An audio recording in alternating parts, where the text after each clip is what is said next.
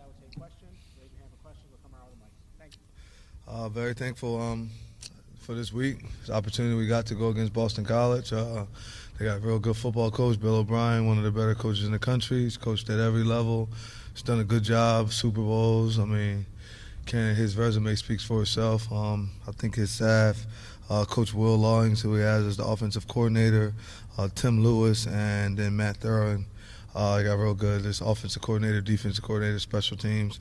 When we look at Thomas, I think their quarterback is extremely dynamic. So we have our hands full getting to go against a guy like him. He's like a little human joystick. You know, his kid can really play football. Then you got Ward, Robichak, Kyle. I know it's Kyle. I think it's Robichak, the correct way to pronounce his last name, and then Turbo. So those three, they got a committee of running the ball, and they all do well. They all got over 200-plus yards rushing the football, so they do a good job of running the ball, something that we need to be able to stop the run. We know that's something they'll do. And then Bond, who I like a lot, number 11, is really good. I think Bond, they got Morales, Harris, Skeet, Franklin, so all those dudes do well. From the defensive side of the ball, a kid that I know pretty well, Donovan, he's been that dude since he was young. You know, he was like that when he was at Williamstown High School. So I know him personally, know his family. Excited that he's having a lot of success in college football, doing a good job. So really happy for him and what he's doing. And they got Price, Cam Arnold, a bunch of other guys on the defensive side of the ball that they can all play. I mean, they do a real good job. I'm happy for this game just because, you know, the Syracuse-Boston College, you know, that whole rival thing is pretty – it's going to be pretty intense. I know some guys that I respect dearly that played there. Mike Saravo was a guy that I know he'll be trying to text me and talking trash. And I know William Green personally, you know, a guy that we're from South Jersey together, him Atlantic City, me from Camden, New Jersey. So it's a lot of guys that are already, you know, excited that we get an opportunity to play their school. So it'll be a good week. It's going to be a fun, good week.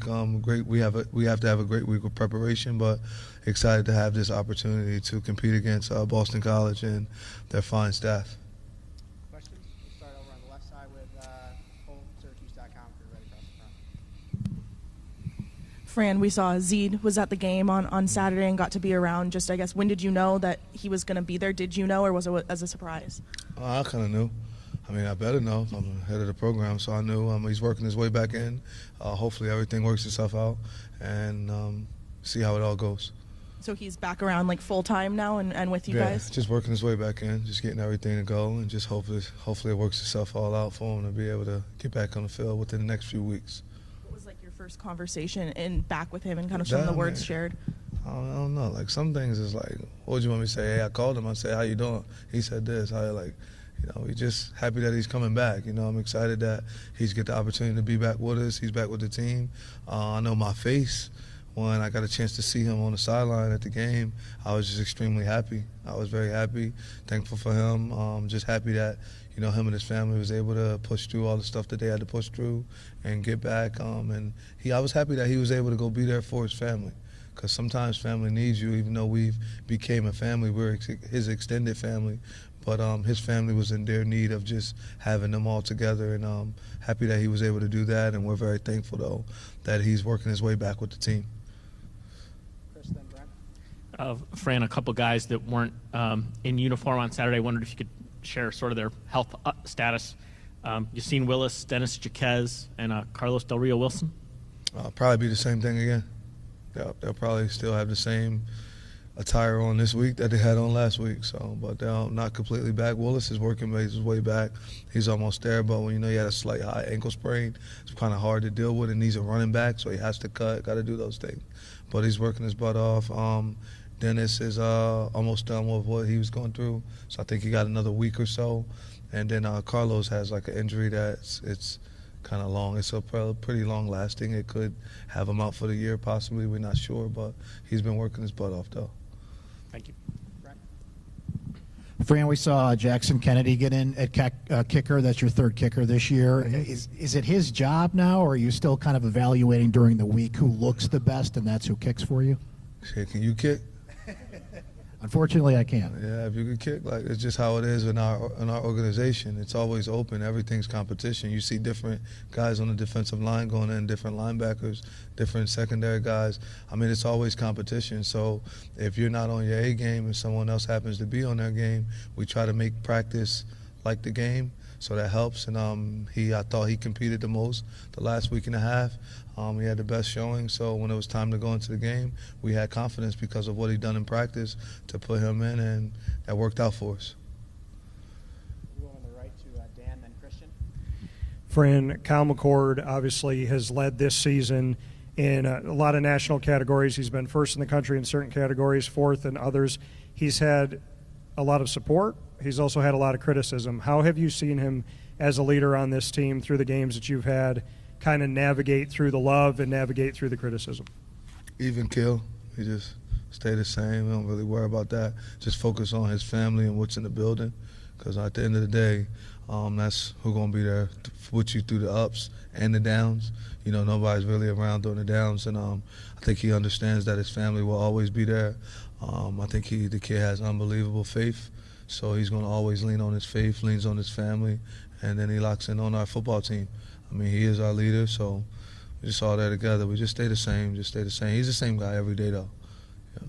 What's been kind of his biggest elevation of his game, just what you've seen from him? I mean, you saw something when you were in the transfer portal looking to bring him in, but what he's shown you up to this point, what sticks out in a 6-2 record of his leadership and of kind of his style and the way he goes about being the leader? Just the way he prepares, his preparation, how he's able to bring others along, how he's able to make people see the way that he prepares and his preparation for the game, and they're able to do that and mimic that and want to do the same thing. He's a leader. It can be by voice, but also it's by example, because he's always doing the right thing. You know, a kid that hasn't missed a class the entire semester, he hasn't been on a late list the entire semester. So all of those things that he's doing that's the right way is what you want to exemplify your program. And I think he puts Dart out on the map. When you see him, it's like, dang, okay, that's what it means to be that. Coach, what improvements did you see from your team as the game went on to open up more lanes and room for LeQuinn to run to have the impact that he had in the second half? I just felt as though we stuck to it. We kept doing it. You know, it wasn't a situation that we just didn't do it. We just did it. You know, and I think when you keep doing something, eventually it works if you believe in it. So I think it was consistency and belief. You know, that's something that we showed him, which is relentless, technically in the R of Dart. Coach, Virginia Tech game, the offense wasn't quite able to get going, and the defense struggled to kind of contain Virginia Tech.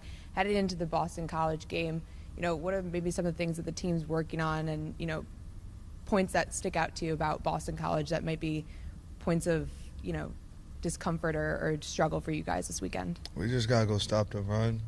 You know, that's the one thing we want to be able to do is stop the run. But I'm saying I'm kind of like, I just really worrying about Boston College. I think that they're a good football team, so we have to put all of our attention on them, and I feel that they can run the ball well.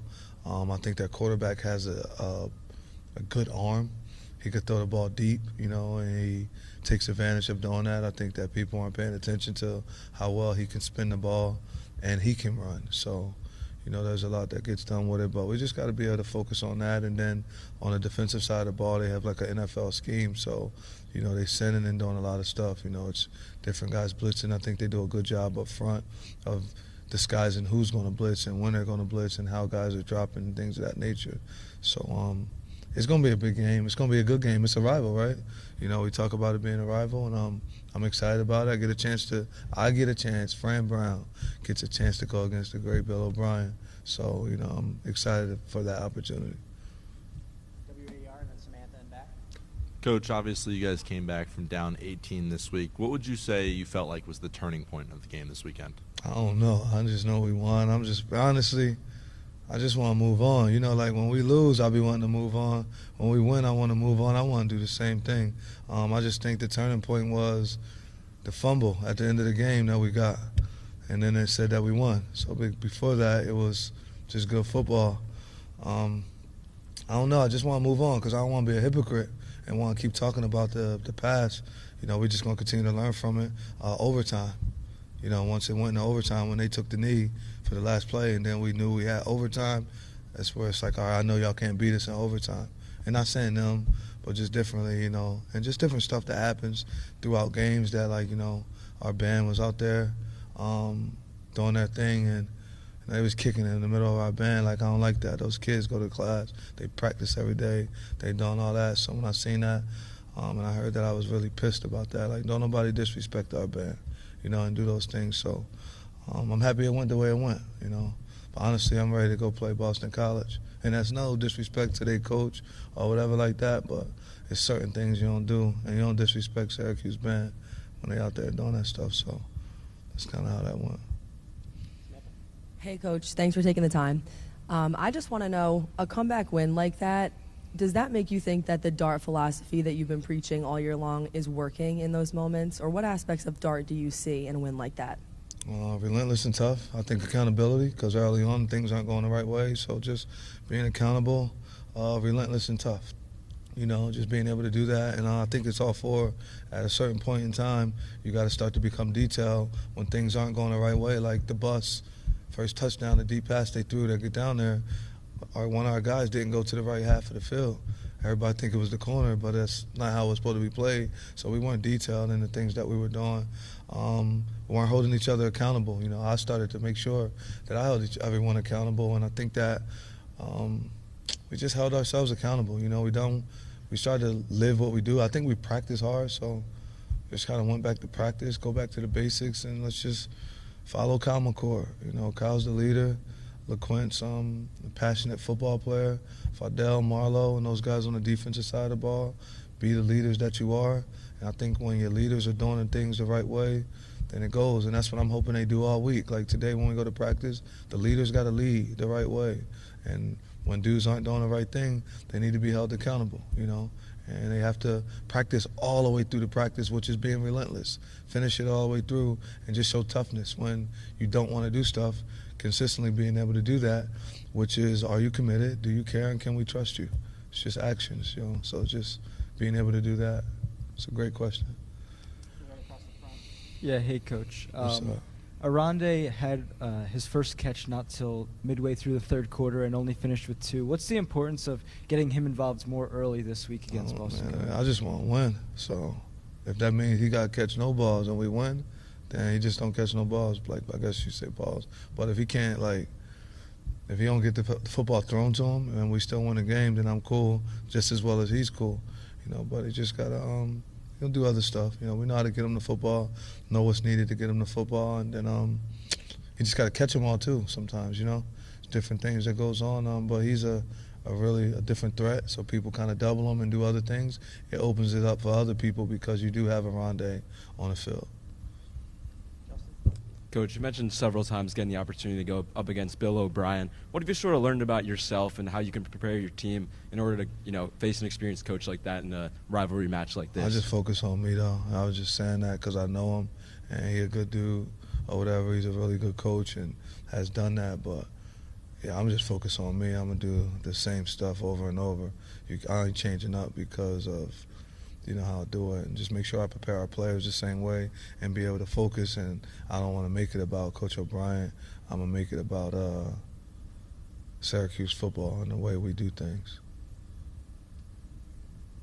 Coach, career day for LaQuint last weekend. BC sort of struggled in the run game over the last couple of games against ACC opponents. Could we see more of a balanced offense on Saturday, a little bit of run and pass similar to the Virginia Tech game? You can see whatever you look at Saturday when you watch the game.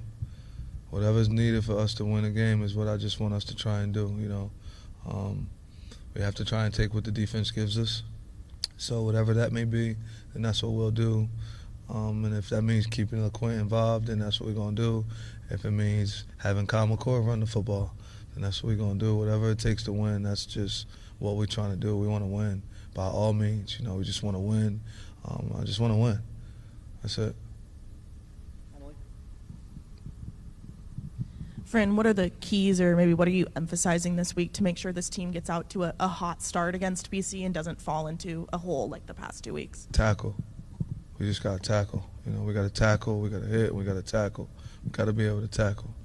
It's the most important thing, that we're able to tackle. If we tackle well on special teams, we tackle well on defense, then I think that we'll be fine. Getting an opportunity to go against a team that can run the ball extremely well. We have to tackle, and that's the number one thing that needs to happen, is for us to tackle and break a few tackles.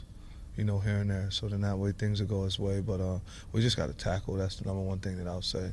Tackle and no bust, right? No, don't bust. Eliminate big plays. So won't be able to do that.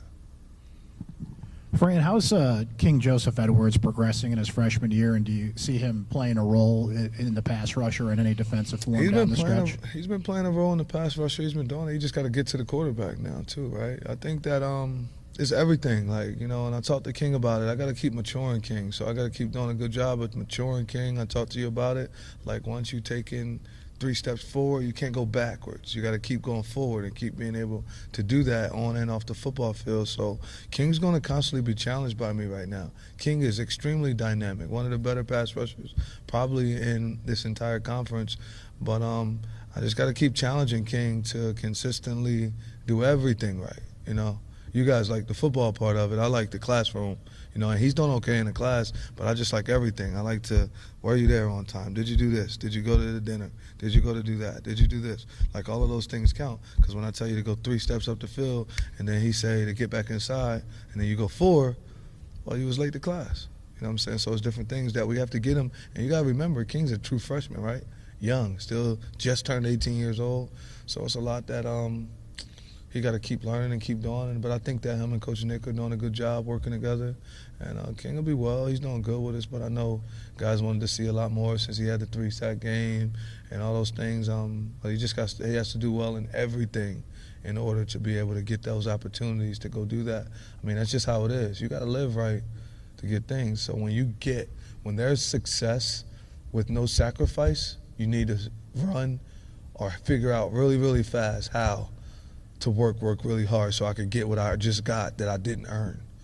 And I tell our players that all the time. Success without sacrifice, that's scary, That's scary. So, one thing that I don't want to allow victory to defeat us, because victory can defeat you, and we don't want that to happen.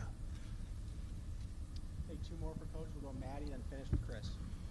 Coach, well over halfway into the season now. I'm just curious, what has been, your, favorite part of learning how to be a head coach this season, whether that's, something that you guys are doing in practice weekly or, in the grand scheme of things? What has kind of been something that stuck out that's, your favorite part of learning how to be a head coach? Talking to y'all? No, I'm playing. I think building a relationship with all the players. Just constantly talking to every player. You get an opportunity now to truly build a relationship with every player on the team. That's my favorite part. Like being able to build with them, being able to talk to them all outside of football. And, I work hard at that, and that's important. Building a relationship with them, they're amazing. They're great young men. They're going to class and they play football. I mean, they do a lot. Even when they're not trying, if they might not be getting everywhere on time or might not be doing everything the right way, I wouldn't trade it for anything to be able to build the relationships that I'm building with them. Like you guys asked me about King. I wouldn't trade it in the world to be able to help King become the man that he is, because you could see it.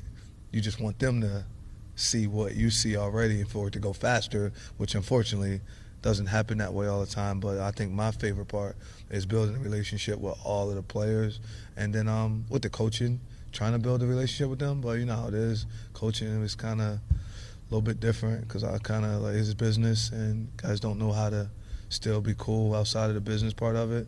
But I'm just saying, I'm like this all the time, no matter who it is, unless I'm screaming, what you guys seen. So back and forth. So, but that's my favorite part, though, building with our players. And I got to work on trying to make sure I can do the same thing with coaches off the field. I mess with the players all the time. Everything else is kind of like me and the players. Me and the players, the players are everything. The players mean everything to everything. So that's what it is. Chris, we'll take last question. Fran, you guys mixed in a lot of offensive linemen over the course of that game. Do you think that helped sort of as the game went late, and is that approach you sort of want to use moving forward? Yeah, we like to recruit. And when you recruit and you got a lot of good players, you better play them or they're going in the portal. Just the nature of the business. If you got good players sitting on the bench, they're going to say bye. So all the other coaches out there that don't want to play all your good players, don't play them. Let me get them. You know what I'm saying? But that's it's the nature of the business. I think they all do a good job. I think Joe Cruz deserves to play. Enrique Cruz deserves to play. Josh Iola deserves to play. All those guys practice just as hard as the other guys. Why would they not get in the game also? You know, those dudes deserve to play. Like, it's one linebacker that didn't get in the game, and I told him I apologize. Like, James Hurd should have played this past weekend. Like, James Hurd should have been in the game 40 to 50% of the game. And he wasn't in the game, especially when what was going on. He should have been playing. And you apologize for that because those guys are practicing too. Now, he has to take some accountability for certain things, but when you look at it, like, why didn't James Hurd play? Mistake on us. Like, dudes should be in the game. There's different guys that stuff is happening that guys should be in. And when they should, I tell them. When they shouldn't, then they won't, you know. It's like we had a DB that was acting all pissy about stuff, and I called him Thursday night, and I said, yeah, you've been acting really, really weird all week. What's up? And he said, I deserve. I said, you don't deserve. You know what I'm saying? You deserve. What do you mean you deserve? Like, and then you start telling him a couple plays that mistake happened in this game when we played NC State. Mistake happened in this game when we played them. This happened in practice. You didn't do this at the classroom. You were late for that. So how do you deserve? No, that's called entitled. You don't deserve anything. You deserve to not be on the travel squad right now. But unfortunately, it doesn't work like that. So that's why we play everybody, because we want to keep everybody here. And I just think Syracuse is a good place to be, you know, and I don't want those guys to want to leave this education because they may not be getting the time on a football field. Like, sometimes you can make a kid happy with him just playing 7 minutes. So why would I not want him to get this prestigious education that he can get over 7 minutes on the weekend? So it's kind of like I try to bottle it all up and wrap it all together, so that way, how do I save his life and not have him run from adversity? I can help him with it slightly and then show him what he's doing and how he can get more, you know? Y'all good? See you guys. Thank you.